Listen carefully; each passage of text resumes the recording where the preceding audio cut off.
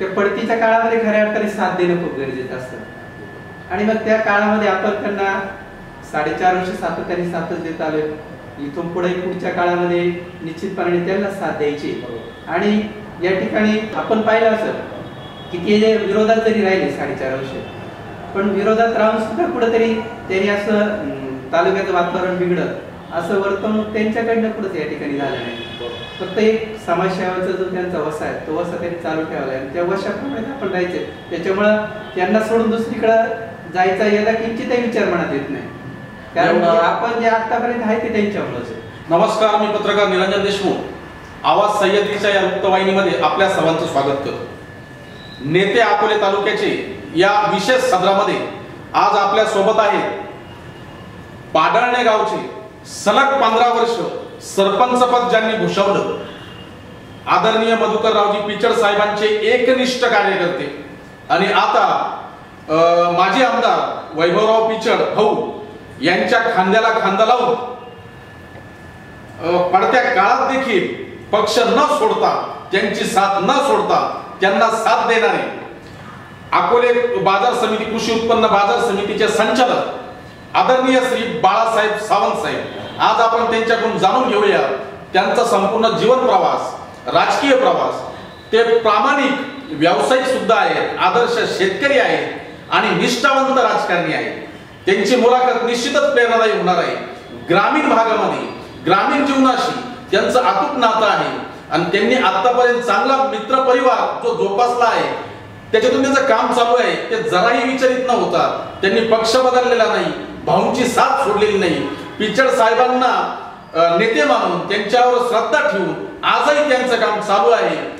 ज्याप्रमाणे पिचड साहेबांची सत्ता पूर्वी होती, सत्तेत असताना जो उत्साह त्यांच्यामध्ये होता, जी आपण ऊर्जा ज्याला म्हणतो ती त्यांच्यात होती, ती आजही सत्ता नसताना सुद्धा त्यांच्यात आहे. आणि आजही त्याच प्रामाणिकपणाने, त्याच भावनेने बाळासाहेब सावंत पक्षाचं काम करतायत, पिचड साहेबांसाठी काम करतायत, वैभव भाऊंसाठी काम करतायत. आज आपण त्यांच्याकडून त्यांच्या कार्यकाळाचा संपूर्ण इतिहास, त्यांची जीवन पद्धती, त्यांचं काम सगळं आपण जाणून घेऊया. नमस्कार बाळासाहेब. नमस्कार. नमस्कार. आमच्या प्रेक्षकांना तुमची थोडक्यात ओळख सांगा.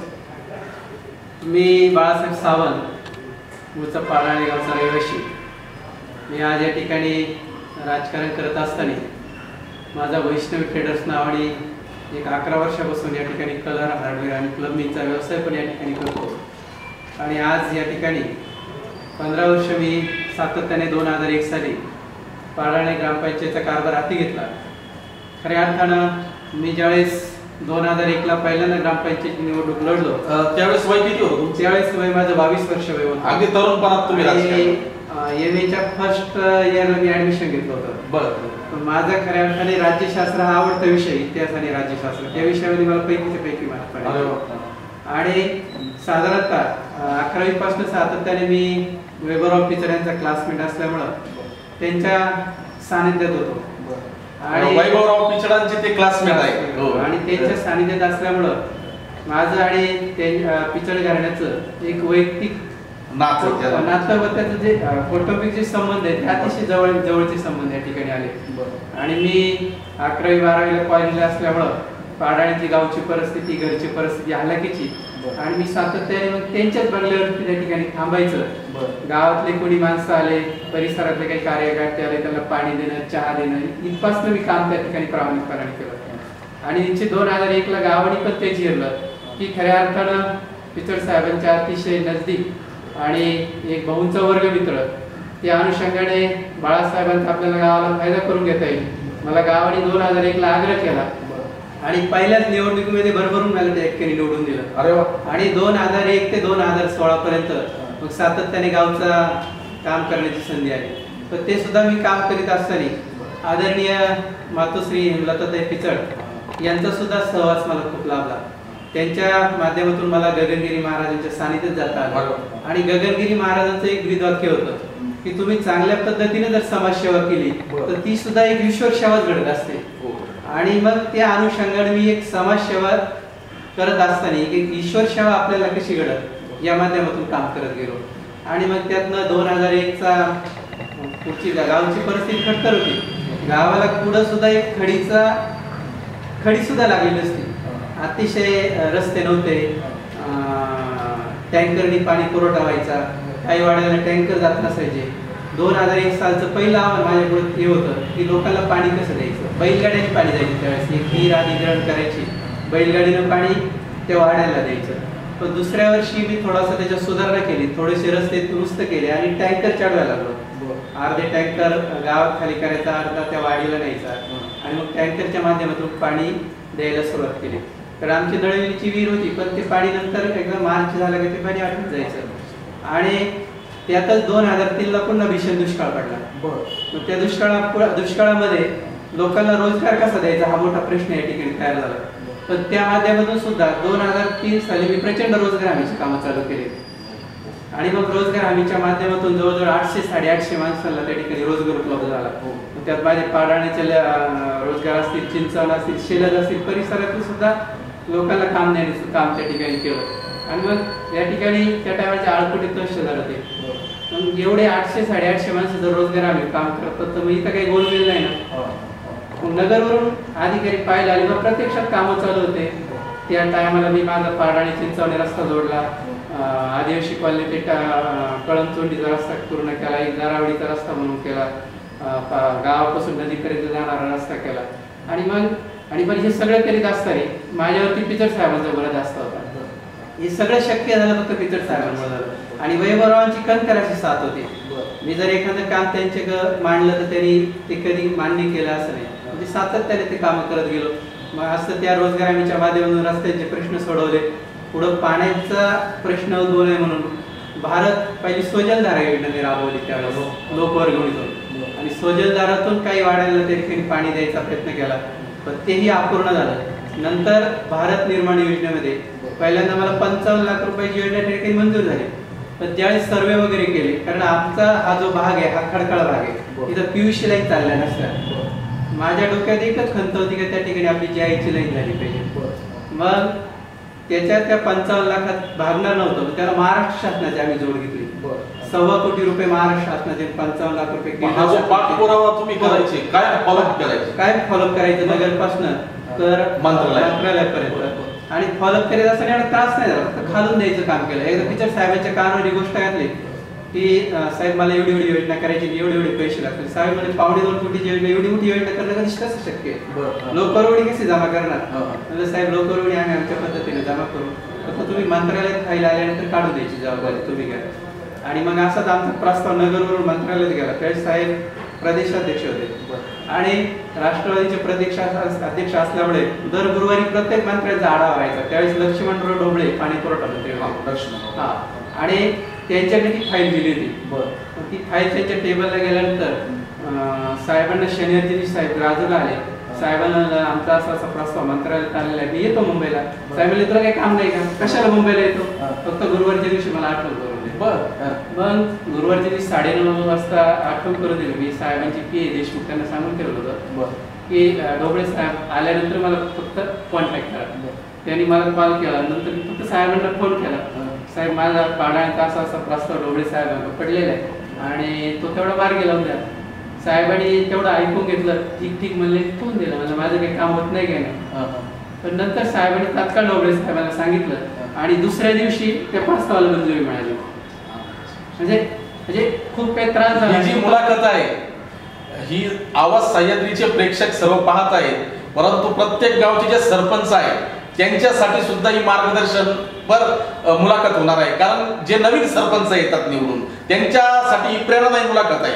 याचं कारण असं की अतिशय कमी वयात बाळासाहेब सावंत यांनी गावचा कायापालट केला. गावचे जे प्रश्न आहेत जे शासन दरबारी मांडण्याची त्यांची पद्धत, त्यांच्या अंगी असलेली ती तळमळ आणि कुठला प्रश्न कसा सोडवायचा ही त्यांची सोडवण्याची चालाक्ष बुद्धी आहे. याचा आपण खरंच निश्चितच प्रेरणादायी मुलाखत म्हणून याचा स्वीकार करू शकतो. आपल्या जीवनात सुद्धा त्याचं अंगीकृत करून आपण बदल घडू शकतो. आणि मग त्याच माध्यमातून ती योजना मंजूर झाली. आज योजना पूर्णपणे चालू आहे. प्रत्येक घराघराला मी जे 10 वर्षापूर्वी पाणी द्यायचं काम केलं, 10 वर्षापूर्वी घर तिथं नळ, घर तिथं रस्ता, घर तिथं लाईट, या सगळ्या गोष्टी करणं शक्य झालं. आणि मग सातत्याने हे सगळं करीत असताना गावाचा थोडासा प्रवाह बदलला. आणि मग प्रवाह बदलल्यामुळे गावामध्ये या ठिकाणी धार्मिक मंदिरं उभी राहिली पाहिजे. धार्मिक मंदिरांच्या संदर्भात या ठिकाणी तुमचं गाव खूप धार्मिक आहे. खूप धार्मिक आहे. आणि मग आम्ही सप्ते वगैरे चालतात. हो, यशवंत ग्राम समृद्धीमध्ये ती योजना एक मंजूर करून घेतली 2004 साली. लोकवर्गणी गावाने भरली आणि त्यातच भव्य दिव्य असं मंदिराचं काम आम्ही उभं केलं. आणि या ठिकाणी आमच्या इथं मारुतीचं देवस्थान असेल, विठ्ठल रुक्मिणी असेल, दत्त मंदिर असेल, मुक्ताबाई असेल, हे सगळे मंदिरं आज या ठिकाणी अद्ययावत झालेले, त्यांना सभामंडप या ठिकाणी झालेले आणि गाव सुद्धा एक धार्मिक दिशेला आज जाताना या ठिकाणी पाहिजे. म्हणजे या दुष्काळावर मात करीत असताना ज्यावेळेस 2001 साली मी गावच्या पदाची सूत्र हाती घेतली तर खऱ्या अर्थानं शेतकऱ्यांची सुद्धा प्रचंड मागणी असायची की आपली मुळा नदी 12 महिने झाली पाहिजे. आमच्या केटीआरला पाडाळ्याला पिचड साहेबांच्या माध्यमातून पहिलं केटीआर झालं होतं, पण केटीआरचं पाणी साधारणतः मार्च 8 पर्यंत पुरायचं, तिथून पुढं लगेच दुष्काळी परिस्थिती. म्हणजे त्यासाठी सातत्याने आम्ही परत साहेबांकडे पाठपुरावा करत राहिलो की वरचे धरणं कसे होते. म्हणजे ते वरचे धरणं किती असेल, मुळा विभागातील सगळेच कार्यकर्ते च्या मार्गदर्शनाखाली त्या ठिकाणी सातत्याने पिचड साहेबांचा रेटा राहिला आणि मग त्या माध्यमातून पिचड साहेबांनी वरचे 5 MI टँक पिंपळा खानसारखं धरण आज या ठिकाणी पूर्ण केलं. आणि त्या अनुषंगाने आज मुळाचा दोन्ही परिसर आहे तो आज या ठिकाणी बागेत आणि पूर्वीपासूनची मागणी होती ती मुळा 12 महिने झाली पाहिजे. त्या अनुषंगाने मुळा 12 महिने झाली. त्या अनुषंगाने परत लाईटचा प्रश्न उद्भवला की पाणी उपलब्ध झालं, लाईट उपलब्ध झाली पाहिजे. त्या ठिकाणी सबस्टेशनची मागणी पिचड साहेबांकडे करत राहिलो. त्याच अनुषंगाने मग लिंगदेवचं सबस्टेशन झालं असेल, वाघापूरचं झालं असेल. आणि मध्ये 2019ला ज्यावेळेस वैभवरावांनी भारतीय जनता पार्टीत प्रवेश केला त्यावेळेस आमच्या विभागातले 2 सबस्टेशन मंजूर झाले, पाडाळा आणि भविष्य. म्हणजे ते काम आज प्रलंबित आहे, थोडेसे अडचणी यावेळी ते काम झाले नाही, पण त्यांच्या मंजुऱ्या वगैरे त्या सबस्टेशनच्या मिळाल्या. म्हणजे लाईटचाही प्रश्न त्या अनुषंगाने सातत्याने सोडत गेले. सातत्याने उपक्रमशीलता तुम्ही दाखवली आणि हे सर्व काम तुम्ही केलं, गावासाठी केलं. याच्याकडून म्हणजे अभ्यास केला होता की कसं? नाही, आता हे करीत असताना माझ्या कुटुंबातलं कुणी राजकारणात होतं. माझे वडील अंगठे बाजार होते, चुलते अंगठे बाजार होते. फक्त मी माध्यमिक शिक्षण इंदुरीला माझ्या मावस भावाकडे या ठिकाणी घेतलं. लक्ष्मण गोपाळानवले ते सरपंच होते गावचे त्यावेळेस आणि एक प्रगतशील शेतकरी होते. मग त्यांच्याकडून तुम्हाला शिकायला? त्यांच्याकडनं तो एक त्यांनी ते सरपंच पद चालवलं, इंदुरी चांगल्या पद्धतीने चालवलं. त्यांची शेती अतिशय उत्कृष्ट होती. त्यावेळी टोमॅटो शेती असेल, डाळिंब शेती असेल. आणि मग त्या माझ्या माध्यमिक शिक्षणाच्या काळामध्ये माझ्यावर तो प्रभाव पडला. जवळून बघता आलं त्यांचं जीवन, तुम्हाला जवळून बघता. आणि मग त्याचं थोडंसं मलाही मिळालं. आणि त्यानंतर वैभवराव पिचडांचं ज्यावेळेस 11वीला असताना एक वर्गमित्र या नात्याने त्यांच्याशी संपर्क आला, राजकीय सुरुवात झाली. तिथून पुढे राजकीय सुरुवात झाली. बाकीची राजकीय पार्श्वभूमी वडिला गावगाडा जो असतो तो हाकणं एवढी सोपी गोष्ट नाही. असं म्हणणं जातं बऱ्याचदा की लोकसभेचं इलेक्शन सोपं आहे, विधानसभेचं इलेक्शन निवडणूक सोपी आहे, एक वेळ नगरपंचायत आपण म्हणतो सोपी, परंतु गावची जी निवडणूक आहे ग्रामपंचायतची ती अतिशय अवघड असते. गावची निवडणूक ही तुम्ही म्हणले ते बरोबर आहे. गावची निवडणूक ही अटीतटीची होत असते, अनेक गट असतात. तीन निवडणूक झाल्या. बर, 3 निवडणुकीमध्ये सातत्याने जनतेने माझ्या बरोबर प्रेम केलं. पण एकदा निवडणूक झाल्यानंतर ज्यावेळेस आपण विकास कामाला सुरुवात करणारी, मग आपल्याला ज्यांनी मतदान केले तेही मतदार आपलेच, ज्यांनी नाही केले ते आपलेच. शेवटी लोकशाही प्रक्रियेमध्ये आज आपल्याला एखादा मतदान करतो, उद्या तो आपल्याला करणार नाही, परवा तो आपल्याला तेव्हा करणार नाही. ही पार्श्वभूमी ठेवून फक्त एक विकासाचं विजन, गाव बदललं पाहिजे. आणि जो गगनगिरी महाराजांचा जो मूळ मंत्र होता की समाजसेवा ही ईश्वरसेवा आहे, त्या माध्यमातून आपण ते करत गेलो. आणि चांगला विचार आता त्यांनी दिलेला आहे. आता अतिशय चांगला विचार त्यांनी इथे मांडलेला आहे की गावची जी निवडणूक आहे ती हेवे दावे गट निवडणूक झाल्यानंतर विसरायची असतात आणि ज्यांनी आपल्याला मत दिले नाही त्यांचा सुद्धा राग धरायचा नसतो, कारण आपल्या कामातून ते पुन्हा पुढच्या निवडणुकीला आपले मतदार होऊ शकतात, म्हणजे आपल्याला मत देऊ शकतात. त्याच्यामुळे राग, द्वेष, भांडणं वगैरे काही निवडणुकीत धरायचे नसतात. की बऱ्याच ग्रामपंचायतीमध्ये चालू असतात वाद, अनेक वर्ष ते वाद चालू असतात. माणूस हयातभर ते डोक्यात ठेवतो. एक आपण ज्याला खुन्नस हा शब्द म्हणतो वापरू इथे, की ती खुन्नस ठेवतो. तसा हेवेदावे ठेवण्याचं काहीच काम नाही. आणि ते धार्मिक प्रवृत्तीचे असल्यामुळे गगनगिरी महाराजांची सेवाच ते समजतात या कामाला. तर हे सगळं करत असताना गावचा संपूर्ण सहभाग तुमच्याशी राहायचा. हो, टोटल सहभागी नियोजन. आणि आजही गावात या ठिकाणी गेल्यानंतर प्रत्येक कुटुंबात या ठिकाणी थोडंसं आपल्याबद्दल आदराचं स्थान आहे.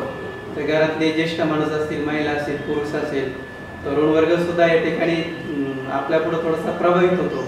म्हणजे हे सगळं करीत असताना का भविष्यामध्ये प्रत्येक, तुम्ही जसं मागे सांगितलं की ग्रामपंचायत ही चालित असताना एक काटेरी कुपण आहे. तोंडात तुम्ही या ठिकाणी खडीसाखर ठेवली पाहिजे, डोक्यावर बर्फ ठेवला पाहिजे आणि त्या अनुषंगाने काम केलं पाहिजे. जर तुम्ही आपल्या पडद्याआड बोलणारी माणसं भरपूर असतात, पण त्यांना जर तुम्ही उजराउजरी करीत बसले तर तुम्हाला कामही करता येणार नाही आणि तुमचं पण या ठिकाणी कुठंतरी मन विचलित होतं.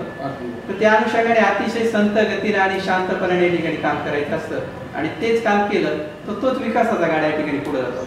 म्हणजे ग्रामपंचायतीमध्ये मी 15 वर्ष चांगलं काम केलं म्हणून मला बाजार समितीवर काम करण्याची संधी मिळाली. म्हणजे मागच्या टर्म मध्ये मी 5 वर्ष काम केलं. खऱ्या अर्थानं त्या अनुषंगाने बाजार समितीमध्ये या ठिकाणी काम करत असताना पुतळा पेट्रोल पंप आम्ही या ठिकाणी टाकला. अकोला बाजार समिती या ठिकाणी डेव्हलप करण्याचं काम केलं. पुतळा या ठिकाणी शेतीपूरक गाड्या त्या ठिकाणी उभारण्याचं काम सुरू केलं. शेतकऱ्यांसाठी आम्ही ते सुरू केलं. आणि आपल्या अकोला तालुक्यातील बाजार समिती एक आदिवासी भागातील दुर्गम बाजार समिती असल्यामुळे आर्थिक उत्पन्न सुद्धा आपलं जेमतेम आहे. म्हणजे त्याच्यातूनच खऱ्या अर्थानं काटक सरकारी या ठिकाणी बाजार समिती चालवण्याचं आव्हान आमच्या पुढे या ठिकाणी होतं. आम्ही बाजार समिती झालो, कर्मचाऱ्यांचे पगार या ठिकाणी थकलेले होते. ते पगार या ठिकाणी रेग्युलर करण्याचं काम आमच्या पुढे होतं. ते काम या ठिकाणी केलं आणि त्याच कामाची पावती म्हणून दुसऱ्या टर्मला सुद्धा आटीतिटीची बाजार समितीची निवडणूक या ठिकाणी झाली. आपण पाहिलं या ठिकाणी आदरणीय पिचड साहेब आणि वैभव भाऊंच्या नेतृत्वाखाली आमचा एक पॅनल, म्हणजे भारतीय जनता पार्टीचा एक पॅनल आणि आमच्या अपोज राष्ट्रवादी असेल, शिवसेना असेल, काँग्रेस असेल, कम्युनिस्ट असतील, हे सगळे पक्ष एकत्र लढले. पण त्या लढतीमध्ये सुद्धा अतिशय जबरदस्त फाईट या ठिकाणी झाली. आमचे काही उमेदवार 4 मतांनी पडले, कोणी 10 मतांनी पडले, कोणी 15 मतांनी पडले. म्हणजे फरक किती मतांचा होता? फक्त 15 मतांचा. अख्खा पॅनल पिचड साहेबांच्या त्या ठिकाणी विशेष म्हणजे तुम्ही एकटे होते आणि समोर सगळे पक्ष एकत्र झाले, एकत्र लढले. तुमची ताकद मोठी. तरी आदरणीय पिचड साहेबांना आणि वैभवांना मानणारा वर्ग या तालुक्यात खूप मोठा आहे. आणि या बाजार समितीच्या निवडणुकीमध्ये सोसायटीचे सभासद असतात, ग्रामपंचायतीचे सभासद असतात, म्हणजे सगळं सुज्ञ मतदार असतो. म्हणजे तो सुज्ञ मतदार सुद्धा बाजार समितीच्या निवडणुकीत बरोबरी त्या ठिकाणी आपण पाहायला मिळाला आपल्याला. म्हणजे निश्चितपणे. आणि आज बाजार समितीमध्ये जरी आमचे भारतीय जनता पार्टीचे 7 असतील, अजितदादा पवारांचे 6 माणसं निवडून आलेले संचालक असतील, कम्युनिस्ट पक्षाचा 1 आहे, शिवसेनेचे 2 आहे, शरद पवार गटांचा 1 आहे, अशा पद्धतीचं या ठिकाणी सर्व पक्षीय संचालक मंडळ त्या बाजार समितीमध्ये. पण त्या ठिकाणी आम्ही काम करत असताना आता शेतकऱ्यांच्या हिताचं काम करत असतो. म्हणजे काही शेतकऱ्यांच्या हिताचं काम करत असताना आजही आम्हाला अकोला कृषी उत्पन्न बाजार समितीमध्ये एक पंप उभा राहायचा आहे. पुतळा या ठिकाणी शेतीसाठी कांदा चालू करायचं, तिथं आपण या ठिकाणी कांदा शेड उभारणीचं काम चालू आहे. म्हणजे 8-10 दिवसामध्ये त्या ठिकाणी आपण कांदा व्यापार या ठिकाणी सुरू करतोय की परिसरातल्या शेतकऱ्यांना या ठिकाणी जवळ भाडं वाचलं पाहिजे, चांगला त्यांच्या शेतीमालाला बाजार मिळाला पाहिजे म्हणून तिथं काम करतो. त्या दृष्टीकोनातून समशेरपूर मार्केट कमिटीमध्ये या ठिकाणी पावसाळ्यात टोमॅटोचा व्यापार चांगला चालतो, तिथं आम्ही लक्ष केंद्रित केलेले आहे. मुख्य बाजार समितीमध्ये लक्ष केंद्रित केलेले आहे. आणि ही बाजार समिती शेतकरी हिताचं चांगलं काम करण्याचं एक माध्यम आहे. त्या अनुषंगाने आम्ही सगळे त्या ठिकाणी काम करतो. शेतकऱ्यांच्या हितासाठी बाजार समितीतून तुम्ही अनेक कामं सध्या चालू आहे, पुढे कामं चालू आहे. तुम्ही पिचड साहेबांच्या जवळचे आहात. साहेबांचा कार्यकाळ फार चांगला राहिलेला आहे. अनेक मंत्रिपद त्यांनी वेळा भूषवलेली आहे. वैभव भाऊ पण आमदार होते, तर त्यांना जवळून बघितल्यानंतर त्यांच्यावर काम करत असताना तुम्हाला काय अनुभव आहे? या ठिकाणी भाऊंबरोबर मी सातत्याने 20-25 वर्ष काम करतो. खऱ्या अर्थानं त्यांचा स्वभाव हा अतिशय ग्रेट आहे. म्हणजे जवळून कोणताही माणूस त्यांच्या जवळ जर गेला तर सातत्याने ते त्या ठिकाणी काम करून देत आहेत. आणि 2019ला आम्हीच खऱ्या अर्थानं त्याला प्रवृत्त केलं की तुम्ही भारतीय जनता पक्षासोबत गेलं पाहिजे. का गेलं पाहिजे की देशामध्ये माननीय नरेंद्र मोदी साहेब यांच्या माध्यमातून अतिशय उत्तुंग असं काम या ठिकाणी देशात चालू आहे. आणि राज्यात सुद्धा भाजप शिवसेनेचं सरकार होतं. आणि 4.5 वर्ष भाऊ सत्तेत नसल्यामुळं या ठिकाणी विकास कामं आणता नाही आले.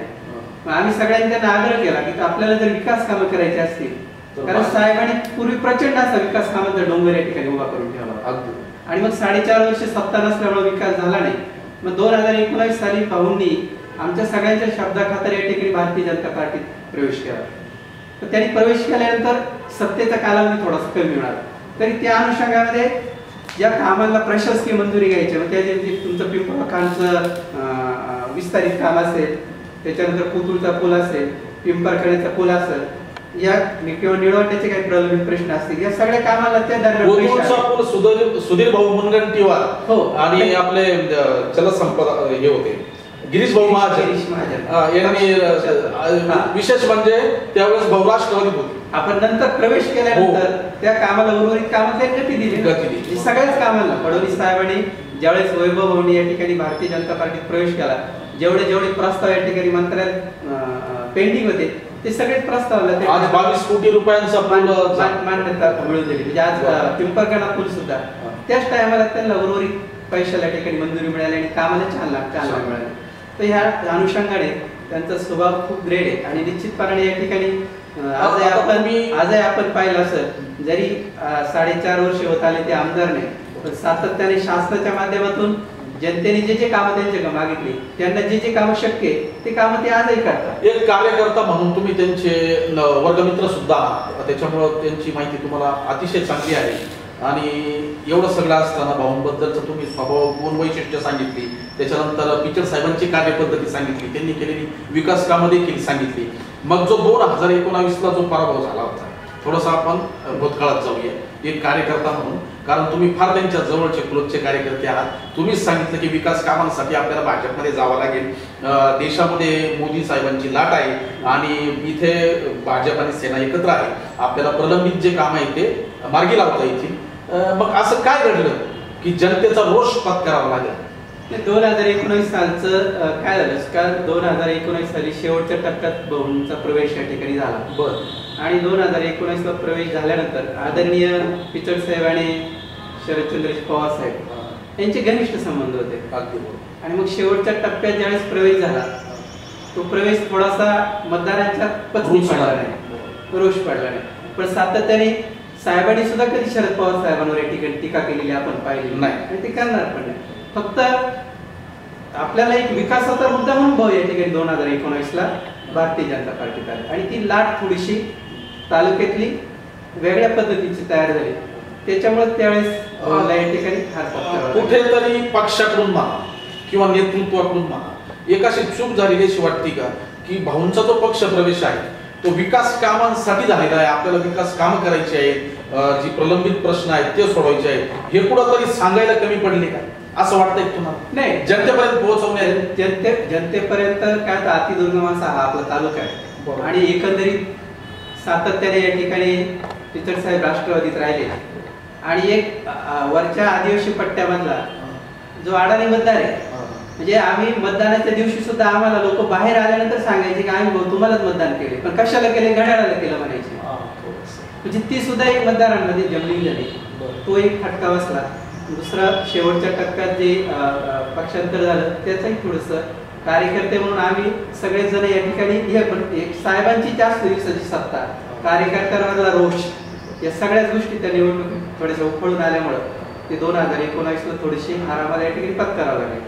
पण निश्चितपणानं पुढं भविष्य हे वैभवांसाठी चांगले, कारण आम्ही तालुक्यात फिरत असताना ज्यावेळेस एक कानुसा घेत असतो, त्यांचा स्वभाव, त्यांची काम करण्याची पद्धत, हे सगळं पाहिल्यानंतर त्यांना पुढच्या काळात उज्ज्वल असं भविष्य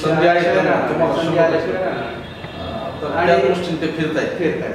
आणि मागाशी मी जसं मुळे सांगितलं की साहेबांच्या माध्यमातून प्रचंड असं काम झालं, पण अजून मुळे सुद्धा भविष्यात मध्ये आम्हाला सर्व थोडक्यात विकास कामांची यादी तुम्ही सांगता, साहेबांचे थोडेसे विकास काम सांगतात? नाही, साहेबांनी जे विकास कामं केली मी मगाशी जसं सांगितलं की पाणी निर्मितीचं खूप मोठं काम साहेबांच्या माध्यमातून या ठिकाणी झालेलं आहे. कारण आपण मुळा असेल, आडाळा असेल, प्रवारा, धरणांची निर्मिती झाली. त्याच्यानंतर गावजोड रस्ते जे असतील, प्रचंड गावजोड गोडजोड रस्ते त्यांच्या माध्यमातून या ठिकाणी झाले. वाडीजोड रस्ते त्या टायमाला तयार झाले. म्हणजे आज आपण जे रस्त्यांची जाडी म्हणतो ना 500 ते 600 किलोमीटर हे डांबरीकरणाचे रस्ते आपल्या तालुक्यात निर्माण झालेले. म्हणजे आज आपण म्हणतो ना आपल्या तालुक्याला 500 कोटी नाही 1000 कोटी रुपये रस्त्यांसाठी आले तर कमी पडतील एवढ्या रस्त्यांचं जाळे आहे. भौगोलिक दृष्ट्या आपला तालुका खूप खूप मोठा तालुका आहे आणि मग त्या अनुषंगाने हे प्रचंड अशी कामं त्यांच्या माध्यमातून होत असतील. बरं. आणि आता येणाऱ्या काळामध्ये तुमची रणनीती कशी असणार कार्यकर्ता म्हणून? नाही, कार्यकर्ता म्हणून एक समाजसेवेचं जे व्रत आहे की या ठिकाणी आता मगाशी जसं म्हणलं की या ठिकाणी पाण्याची निर्मिती भविष्यकाळात कमीच पडत चालणार आहे.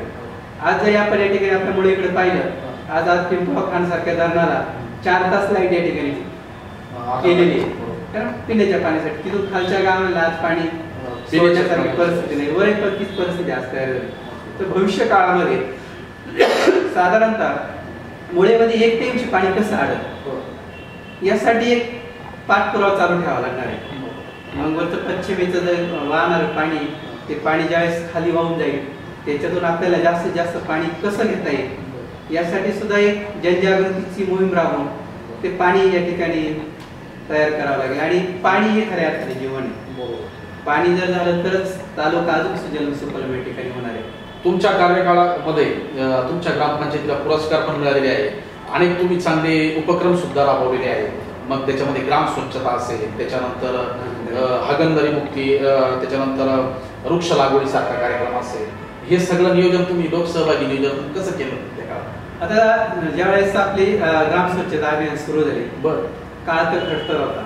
हागणदारी मुक्त गाव करायचं त्यावेळेस लोकांना पटवून सांगायची शौचालय नव्हते. त्या अनुषंगाने आम्ही सगळे आमचे गावातील सामाजिक कार्यकर्ते असतील ग्रामपंचायतीची आमची सगळी टीम असेल सातत्याने या ठिकाणी लोकांमध्ये प्रोत्साहित करीत राहिलो की आपल्याला या ठिकाणी हागणदारी मुक्तीचा पुरस्कार घ्यायचा. आम्हाला निर्मल ग्राम पुरस्कार मिळाला. पण हे करीत असताना आम्ही आमचा अतिशय दुर्गम भाग असताना म्हणजे आमच्या इथे ठाकर वस्ती खूप मोठ्या प्रमाणात आहे. म्हणजे ह्या समाजाला सुद्धा आम्ही प्रवाहात आणला आणि त्यावेळेस त्यांच्याकडनं हागणदारी मुक्तीसाठी प्रयत्न केले आणि प्रत्येक शौचालय बांधलं आणि त्याच्यातून आम्हाला निर्मल ग्राम पुरस्कार या ठिकाणी मिळाला. नंतर तुम्ही वृक्षारोपणाच्या संदर्भात म्हणतात आमच्या इथे 180 हेक्टर फॉरेस्टचे क्षेत्र आहे त्या ठिकाणी वृक्षारोपण राबवलं आणि त्याचं संवर्धन केलं. त्याच्यामुळे संत वनग्राम तृतीय क्रमांकाचं बक्षीस तालुक्यातलं आम्हाला त्या टायमाला मिळालं. संत गाडेगाव ग्राम स्वच्छता अभियान या ठिकाणी मिळालं. म्हणजे त्यावेळेचे सगळे पुरस्कार आम्ही घेतले आणि ते करत असताना आम्ही शैक्षणिक व्यवस्थेत सुद्धा या ठिकाणी भर दिला आणि त्या माध्यमातून ज्यावेळेस शासनाने ही जी शाळेसाठी जी योजना आहे आयुष शाळा त्यामध्ये आमच्या 2 शाळा आल्या. एक ठाकरवाडीची शाळा पहिली आदिवासी पट्ट्यातली आमची पहिली शाळा आयुष्य झाली त्यावेळेस. त्याच्यानंतर गावातली मोठी शाळा आयुष्य झाली. म्हणजे शिक्षणाचा दर्जा सुद्धा वाढण्यासाठी सातत्याने आम्ही प्रयत्नच करत. लोकसहभागी नियोजनातून गावचा कायापालट करता येऊ शकतो. ज्या काळामध्ये हागणदारी मुक्तीची संकल्पना हागणदारी मुक्तीचा प्रबोधनात्मक उपयोग कसा करायचा त्याच्यानंतर लोकांना कसं पटवून सांगायचं जनजागृती कशी करायची तर लोकसहभागी नियोजनातून त्यांनी ते सिद्ध करून दाखवलं. एवढंच नव्हे तर शाळेला ISO देखील मिळवून दाखवला. वृक्ष संवर्धन वृक्ष लागवड त्याच्यानंतर धार्मिकचे कार्यक्रम आपण ज्याला म्हणतो संस्कार गावाला चांगले संस्कार व्यसनमुक्तीचे हे सगळं काम त्यांनी केलं. हे सर्व लोकसहभागी नियोजनातून झालं.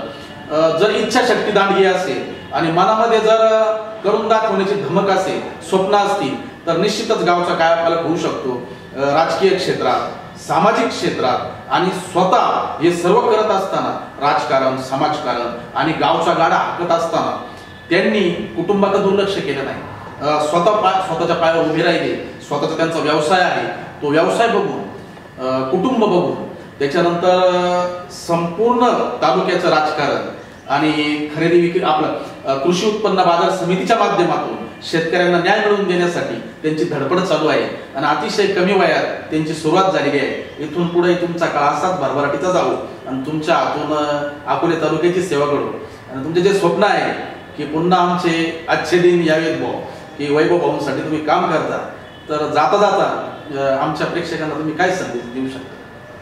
तर प्रेक्षकांना एकच संदेश आहे की हा आवाज सह्याद्रीचा या चॅनलच्या माध्यमातून खऱ्या अर्थानं या ठिकाणी गोरगरीब जनतेसाठी समाजाच्या चळवळीतून या ठिकाणी काम झालं पाहिजे आणि आमच्यासारखे नवीन जे तरुण आहे जे राजकारणात आम्ही सक्रिय व्यवसायात सक्रिय यांना कुठेतरी चालना मिळाली पाहिजे यासाठी आपण सातत्याने या ठिकाणी प्रयत्न करतात। निश्चितपणाने तर तुमचा प्रयत्न अतिशय स्वागतार्ह आहे आणि ह्याच प्रयत्नाच्या माध्यमातून या तालुक्याच्या भरभराटीसाठी निश्चितपणाने तुमचं योगदान या ठिकाणी निश्चितपणाने मोठं राहील यात तीळ मात्र शंका घ्यायचं काही काम नाही। तुम्ही इथे आला फक्त जाता एक प्रश्न विचारतो, अनेक जण पक्ष प्रवेश करतात, लालसेपोटी करतात, त्याच्यानंतर काही अडीअडचणी असतात त्याच्यासाठी करतात, काही पुढच्या इच्छा ठेवून करतात। तुम्ही तर सलग 15 वर्ष गावचं सरपंच पद भूषवलेलं आहे। तुम्हाला असं कधी वाटलं नाही का की आता साहेबांची सत्ता नाही,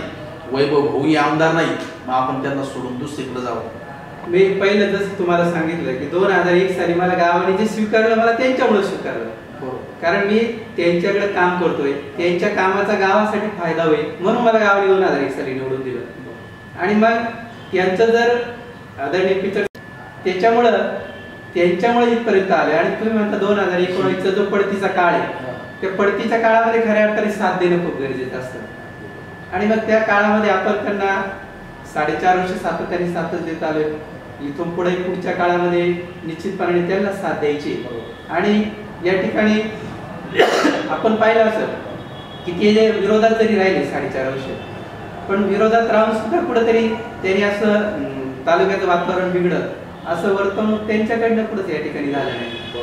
फक्त एक समाजसेवाचा जो त्यांचा वसा आहे तो वसा त्यांनी चालू ठेवला आणि त्या वशाप्रमाणे आपण राहायचे, त्याच्यामुळं त्यांना सोडून दुसरीकडे जायचा याला किंचितही विचार मनात येत नाही, कारण आपण जे आतापर्यंत आहे ते त्यांच्यामुळेच आहे। एवढा कृतज्ञपणा जो तुमच्यामध्ये आहे, जी भावना आहे त्यांनी मांडली, एवढा कृतज्ञपणा की आपल्या नेतृत्वाबद्दल पक्षाबद्दल एक निष्ठपणा असतो, एक विचार असतो, एक निष्ठता असते आणि कृतज्ञपणा असतो, तो जपणं फार महत्वाचं असतं। ही मुलाखत अतिशय प्रेरणादायी याच्यासाठी आहे की त्यांनी काय सांगितलंय की ज्यांच्यामुळे मी मोठा झालो, ज्यांच्यामुळे मला पद मिळाली, ज्यांच्यामुळे मला 15 वर्ष सरपंचपदी विराजमान होता आलं आणि ज्यांच्या नेतृत्वाखाली मला माझ्या गावचा विकास करता आला, मी त्यांना सोडून नाही जाऊ शकत सत्ता गेली म्हणून।